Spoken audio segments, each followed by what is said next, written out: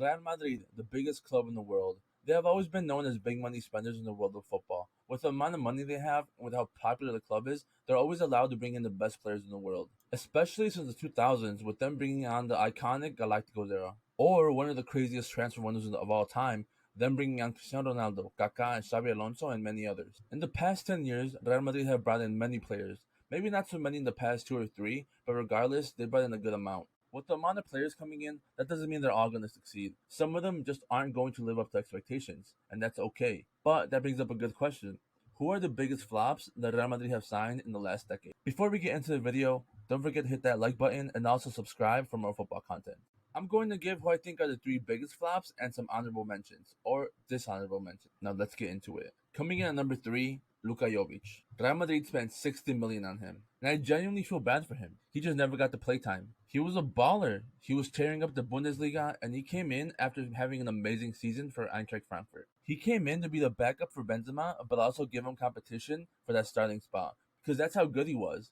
But he just wasn't able to, because unlucky for him, Benzema became the best player in the world. And once that happened, he kind of just slowly faded away. He just never was there. But when he did get game time, he just wasn't good enough. Like, he wasn't horrible, but he wasn't great. He was just average. Consistently average or below average. But at a club like Real Madrid, being average just isn't good enough. So eventually, even the fans turned on him. Look, I know Real Madrid fans get a bad reputation for easily turning on players, but fans genuinely wanted to see him play. But it's just that when he played, he just didn't do anything great. But when it was realized that he wasn't good enough to be a starter, he just became a true backup. But the problem was then that he also wasn't good enough to be a backup. Now let me explain. Benzema at this time was slowly becoming the best player in the world. And whenever Jovic played, the drop off in quality was completely clear to see. Like, it was actually detrimental to the team to have Jovic in there, even against like bad teams. So he just never played, which is why eventually Real Madrid just let him go for free, and even offered Fiorentina that they will play half of his wages for the time that he's there, which is insane to like even think about. But regardless, he is a flop, and it's sad to say. But I think him and the person I'm going to talk about next are the reasons Real Madrid completely changed their transfer policy in the last 4 to 5 years. Coming in at number 2, Mariano Diaz. He costs Real Madrid 23 million. Now, for a club like Real Madrid, 23 million isn't a lot. They have spent way more on players less experienced than him. However, what Mariano offered to the club and what he did for the club, 23 million is a horrible, way too much money to spend on him. In hindsight, obviously. He came directly from the famous La Fabrica. But like most players from La Fabrica, they eventually don't get game time with the first team and leave. And like some, they eventually come back. And Mariano was one of them that came back. He had an amazing season in France, and that was enough for Real Madrid to see that he might be good enough to at least be in the first team. However, that was a big mistake. But I mean, who wouldn't love an academy player to be in the first team and also be a backup for Benzema? Like, that would be ideal for any club. But the player he was in France was not the player Real Madrid got. And honestly, for the price that Real Madrid paid, I wouldn't have even called him a flop because Real Madrid didn't play a whole lot for him, you know? It is what it is. But, this is a big but, the reason he's a flop is because the expectations that were put on him. Now, this is really hard to say. He got the number 7 shirt right after Cristiano Ronaldo left. Like, I don't know why they gave it to him. Like, maybe he asked for it, but then even if he asked for it, why would they give it to him? The number 7 is iconic, but seeing him with it and the next player on this list with that number 7 shirt, maybe the number 7 shirt is cursed now. I don't know. But the problem with Mariano is the fact that he is good. Like, whenever he plays, even though it's rare, you can see that he has some magic in him. But his decision making sometimes is really bad. Like, he would do like an amazing play. He would take on 1 or 2 players and then just take like a shot from a horrible angle or do a horrible pass. But you can see that there is some magic in it. It's just that his decision making was never there. And also, the club has wanted him to leave for like the past 2 or 3 seasons, and he just refuses to. Like, Real Madrid have accepted offers from multiple clubs because they want him to go, but Mariano would rather just sit on Real Madrid's bench and collect the paycheck. And look, I know he's getting that bread, and I respect it. You know, he's chasing the bag, he's hustling Real Madrid out of millions of dollars, and at the end of the day, that's the club's fault for offering that contract. But as a footballer, I feel like he should go play. But at the end of the season, his contract ends, so he's going to be forced to leave anyway. I think him taking up that spot on the bench really cost a lot of Real Madrid academy players to not get time with the first team. and that's horrible. Because I feel like every fan wants to see academy players play, but with the amount of money they're playing Mariano, he has to be on the bench. Like the club just can't let someone with that amount of wages sit at their house watching the games.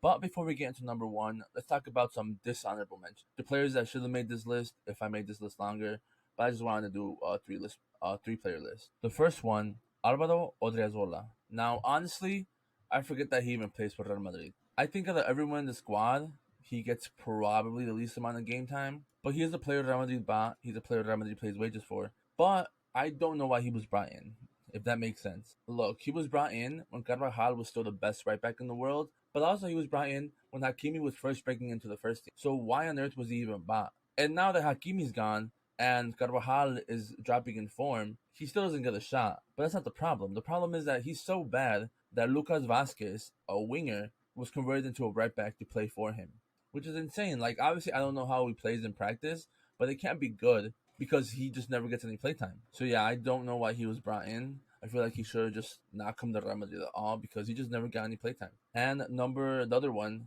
Reiner. Look, I know he's still young, but I think he should be considered a flop, even though I hate to say it, just because he was brought in after Vinicius and Rodrigo. And look, you as a Real Madrid fan, you can see how the magic that Vinicius and Rodrigo do for this club. It's insane. And there was hope for him as well, but he just never lived up to expectations. And I'm sure he can succeed at a different club eventually, but for now, he's just not up to Real Madrid standards, which sucks. But now coming in at number one, Hazard. Look, I know obviously everyone saw this coming. Hazard has not been the Hazard that we know and love from the Premier League.